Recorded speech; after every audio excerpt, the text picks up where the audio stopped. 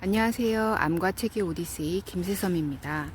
지난 회에서는 워라밸을 추구하면서 직장들을 옮겼지만 잘 되지 않았던 경험들을 말씀드렸어요. 이번 회에서는 그 이후에 일어난 일들 이야기해 볼게요. Fly me to the moon. 네, 짧은 시간에 이직을 2번을 하셨는데 2번 다 성공적이지 못했어요.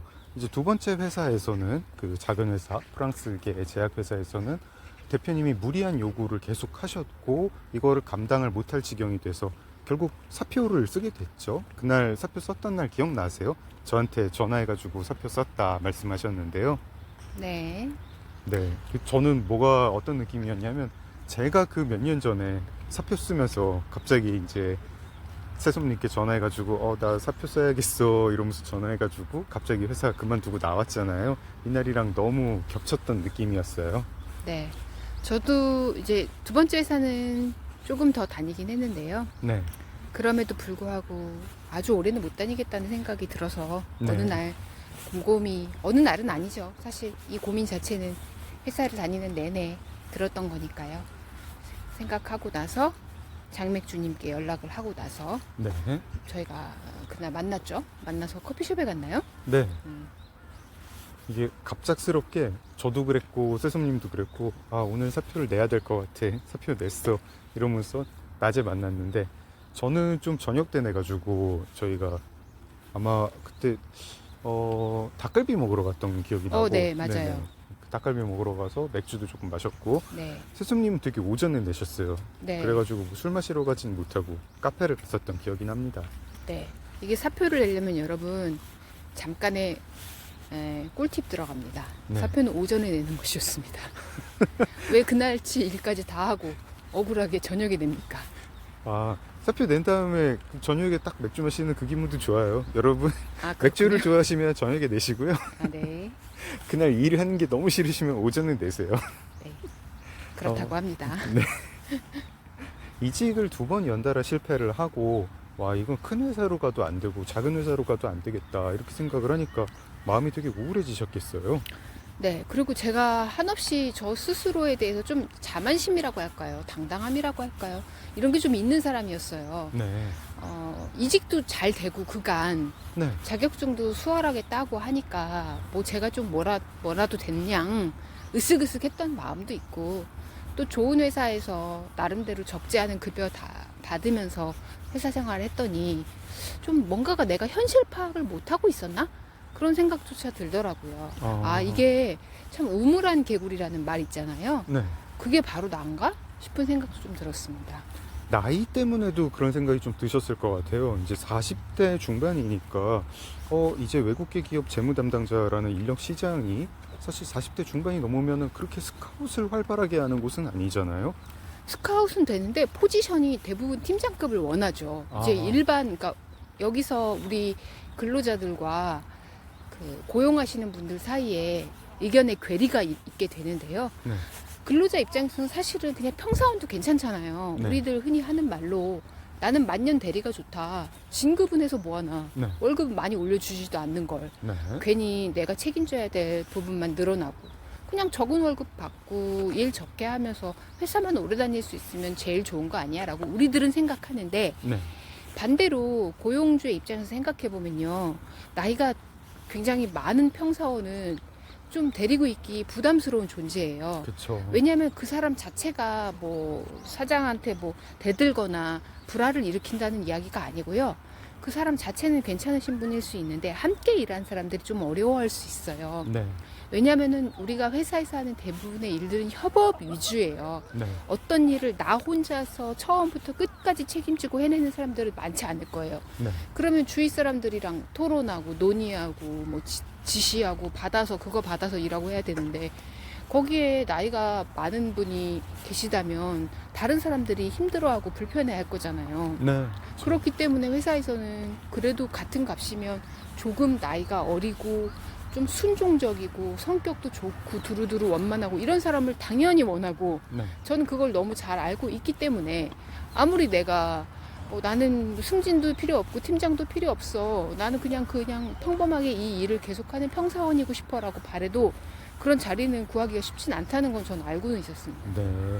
이게 한국 회사의 좀 약간 또 뭐랄까 좀 특징인 것 같아요. 이 나이 문화가 있다 보니까 외국에서는 어떤 뭐 이렇게 좀 이렇게 경력이 오래된 사람이 막 현장직에 있어도 그 매니저가 더 젊은 사람이라도 그렇게 어색하지 않은데 한국에서는 그게 되게 어색한 상황이 되는 것 같아요. 네, 전혀 외국에서는 말씀하신 것처럼 전혀 어색하지 않은 게 제가 초기에 일했던 독일계 회사 같은 경우는 거기에 근무하시는 엔지니어 분께서 나는 이 회사에서 뭐 40년 일했지 이런 분도 계세요. 할아버지인데 네. 계속 같은 일에 그렇게 일하시고 네. 리셉션에 계셨던 이제 그 여사님도 그냥 너무 일을 오래 하신 거예요. 거기서 20년, 30년. 그래서 사람들이 어떤 애 샌드위치를 좋아하는지도 이미 다 파악하셔서 네. 점심 식사 준비를 하면은 엄청 금방이에요. 네.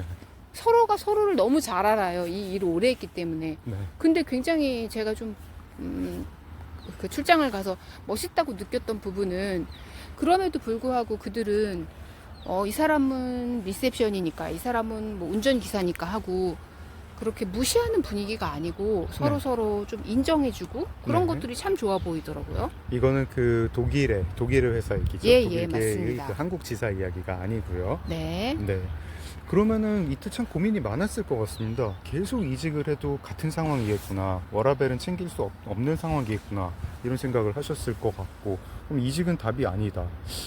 그러면은 뭐 어떻게 해야 되지? 일하는 거 좋아하시죠? 전업주부가 된다거나 뭐 이런 거는 아예 뭐 이렇게 고민하시지 않으셨죠? 뭐 대학에 가서 공부를 한다거나 뭐 이런 생각 같은 것도 좀 해보셨나요? 저는 전업주부로서의 삶을 꿈꿔본 적은 정말 저의 인생에 단 1, 2분도 없을 거예요. 네. 사람이 왜 태어났나 인간의 쓸모를 아주 오랫동안 생각했는데 네. 누군가의 아내, 누군가의 어머니, 누군가의 딸, 뭐 이런 걸로 제 인생을 규정한다는 거는 좀 너무 작은 바운더리라고 생각을 했고 뭐 그런 걸로 뭐 전업주부를 폄하하는 발언이 아니라 그냥 네. 새썸님의 성향상 네, 저의 그냥 그렇다는 개인 거죠. 생각입니다. 네. 사실 그런 것들을 역할을 잘 해내고 계신 분들도 많다는 것은 알고 있어요. 그리고 네. 그런 역할들이 필요하다는 것도 인정하고요. 네. 다만 저 개인의 아주 저의 개인적인 이야기입니다. 네. 그런 역할들에서 보람이라든가 재미를 찾는 편이 아니라서 네. 어떤 내가 사회에서 나만이 할 수 있는 쓸모가 있으면 좋겠다, 일이 있으면 좋겠다는 생각을 항상 하고 있었어요. 그래서 네.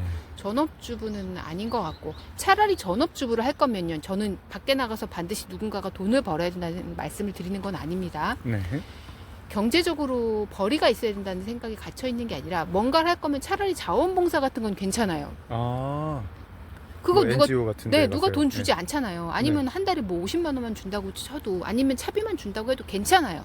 거긴 제가 해야 되는 역할과 의무가 있어요. 네. 하는 일이 규정되어 있고요. 근데 뭔가 전업주부는 좀 제가 전업주부들이 어려울 것 같다고 생각하는 부분이 뭐냐면 그 흔히 회사에서 업무 상세서 잡 디스크립션이라고 하는 게 있거든요. 네. 당신은 이러이러한 역할들을 해주기를 바래서 뽑았다. 네. 너가 앞으로 해야 될 건 이거다. 네. 롤앤 리스펜서빌리티라고도 부르는데요. 네. 앞으로 이런 일들을 담당해 주었으면 좋겠다라고 상세하게 쓰여져 있는 글쎄 지시문이랄까 안내문 같은 건데 가정주부는 그런 게 없어요. 가정주부는 그 가정에서 일어나는 모든 문제의 해결사예요. 그렇죠. 네, 정말 만능 해결사. 만능 해결사. 예. 심리적인 문제, 아이들의 맞아요. 성적 문제, 남편이 회사에서 잘 나간다, 못 나간다, 이 집안의 청소 상태가 어떻다, 화장실이 더럽다. 이 모든 문제는 엄마라는 사람이 네. 엄마든 아빠든 누군가일 수는 있겠습니다만 한 사람이 다 해결해야 돼요. 네. 거기다가 이 문제를 해결한다 한들 알아주는 사람 하나 없습니다. 티가 안 나요. 일을 해도 티가 안 나요. 네. 혼자서 고민하고 그 일을 심지어 해결까지 했어요. 그럼 네. 누가 박수 쳐주는 사람이 회사에는 항상 있거든요. 네. 근데 이 가정주부라는 존재들은 빛을 못 봐요. 그래서 좀 되게 억울하다는 생각이 억울하고 힘들다는 생각이 굉장히 많이 들고요. 특히나 어린아이라도 있어봐요. 네. 야, 이 어린아이는 2-3살, 뭐 3-4살 이런 아이들은 잠시도 눈을 뗄 수가 없습니다, 여러분. 네. 여러분 잘 아시잖아요. 아이들은 안전 문제랑 연결이 돼 있어요. 교육까지 갈 것도 없고요. 이 아이는 이 나이대 아이들은 굉장히 넘어지고 다치고 그럴 수가 있는데 그게 평생의 장애로 남을 수가 있어요. 그렇기 때문에 엄마들이 신경이 곤두선단 말이죠. 네. 그래서 잠시 좀 흥분했네요.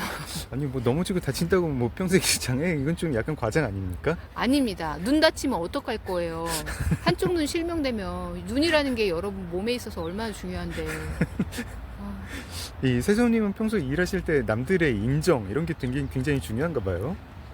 좀 그런 편인 것 같아요. 네. 굉장히 인정 욕구가 강한 것 같고 네. 박수갈채도 받고 싶고 네. 이 어려운 일을 너가 해냈어? 와 소문이 자자하더구만. 이런 입에 발린 뻔한 이야기지만 이런 이야기 들으면 또 어깨가 으쓱으쓱하죠. 그런 면에서 좋아요와 구독과 댓글 한번 요청해 주시죠. 네 여러분 여러분의 좋아요 댓글 구독 지금 당장 부탁드리겠습니다. 고맙습니다. 박수갈채가 간절히 필요합니다. 그러면은 이때 참 답이 안 나와가지고 굉장히 우울한 상황이었겠습니다. 2021년 봄으로 생각을 하는데 이직도 답이 아니야. 딱히 어디로 뭔가를 해야 될지 잘 모르겠어. 경력 단절이 오는 걸까? 상당히 좀 기분이 가라앉으셨을 것 같아요. 네 이때 이제 아까 전에 질문 중에 공부하는 건 생각 안 해보았냐 하셨는데 네. 공부는 제가 뭐 하고 싶은 분야가 있는 것도 아니고 저는 약간 공부는 덕후들이 하는 거라고 생각하거든요. 네. 내가 뭐가 궁금해. 곤충의 생태라든지 뭐 어떤 식물의 특성이라든지 뭐 염기 서열이 궁금해. 그래서 그렇게 파고 들어가는 사람들이 공부를 하는 거고 그냥 나 지금 할 일 없는데 라고 해서 공부를 하게 되면은 좀 후회할 것 같다는 생각을 했고요. 또 이참에 생각했던 건 아예 그냥 내가 하는 일을 바꿔버릴까? 라는 생각은 좀 했습니다. 어떻게요? 재무 일도 제가 막 엄청 원해서 시작한 건 아니었거든요. 네. 그냥 그거는 호주의 기술 이민이라는 제도를 활용하기 위해서 제가 어떤 특정 분야를 선택한 것일 뿐 처음부터 제가 막 재무가 재미있고 그래 나는 이 매출 계산하는 게 재밌어 즐거워 이렇게 시작한 건 아니기 때문에 그렇다면 이 나이가 돼서야말로 조금 다른 회사에 입사가 수월한 그런 분야를 도전해보는 건 어떨까 싶은 생각도 했습니다. 어떤 분야 생각하셨습니까? 그때 막연하게 생각했던 게 이제 그때 개발자 붐이 아, 한창이었어요. 네네. 근데 제가 개발 일을 잘은 모르지만 이제 기존 직장들에서도 컴퓨터 관련된 일들 엔지니어 분들이 계셔서 그분들이랑 대화했을 때 개발이라는 게 어떤 특성을 가지고 있냐 했을 때 그분들이 말씀하셨던 게 있거든요. 네. 논리적인 사고가 수반된 사람들은 개발 일을 하기 좋다. 네. 개발과 관련된 자료들은 전부 영어로 작성되어 있다. 네. 영어를 좀 할 수 있으면 개발이 괜찮을 것이다. 개발은 혼자 하는 시간이 좀 있다. 네. 그래서 혼자서 하는 시간들을 버텨낼 수 있으면 괜찮다. 끊임없이 호기심과 궁금증이 있고 사건 해결, 문제 해결을 좋아하는 사람이라면 또 맞을 것이다. 근데 이 특성들이 다 저한테 해당되는 특성이더라고요. 호기심 별로 없으신 편 아니에요? 저 호기심 얼마나 많은데요. 아, 호기심이 팟캐스트에 대해서 너무 많으니까 이렇게 무작정 시작도 했잖아요. 제가 뭐 대왕 오징어 뭐 이런 얘기하면 되게 관심 없게 들으시잖아요. 그쵸. 제가 이제 저랑 무관하다고 생각되는 분야에 있어서는 호기심이 별로 없고 특히 생물 분야 이런 것들에 있어서는 호기심이 별로 없는데 반대로 어떤 사회 구조 이런 것들에 대해서는 또 호기심이 왜 이렇게 이 지경이 되었지? 혹은 왜 이 사건이 일어났지? 사람들은 왜 이렇게 행동하지? 이런 부분에 대해서는 좀 호기심이 있어요. 근데 서로 참 기억하는 게 다른 것 같아요. 저는 2021년에 그 두 번째 회사에서 이제 사표를 내고 그냥 세솜님이 방에 틀어박혀서 누워 있었던 걸로 기억하거든요. 누워서 이런 고민을 많이 하셨군요. 네, 머릿속에서 오고 가는 온갖 생각들을 바깥에서는 알 수가 없기 때문에 네. 가족들은 전혀 모르지만 당시 저의 이 작은 뇌 속에서는 이러한 많은 우주가 펼쳐지고 있었습니다. 전 우울증 걸린 줄 알았잖아요. 사실은 우울증에 걸린 것도 맞았어요. 네. 제가 이제 너무 우울한 거예요. 그래도 나름 야심차게 그 상사도 다 붙잡고 사람들도 다 나가지 말라고 하는 그 회사를 뿌리치고 나왔는데 네. 연이어서 이렇게 도전한 두 번의 회사가 다 실패로 끝나니 이거는 뭔가 내가 잘못된 거 아니야? 그 회사들에 무슨 문제가 있지? 그냥 내가 잘못된 선택을 하고 내가 일을 못하고 내가 모르는 게 너무 많고 그랬던 게 아닐까 하면서 좀 자책의 시간이 있었습니다. 저는 세솜님이 우울증에 걸린 줄 알고 여행을 제안을 했었는데 그 여행지의 일에 대해서는 다음에로 이렇게 이야기를 미루는 게 나을 것 같습니다. 네, 그럼 오늘 방송 여기서 마무리하겠습니다. 암과 책의 오디세이 김세섬이었습니다. 좋아요, 댓글, 구독 감사드려요. Stand by me. Stand by me. 달링 달링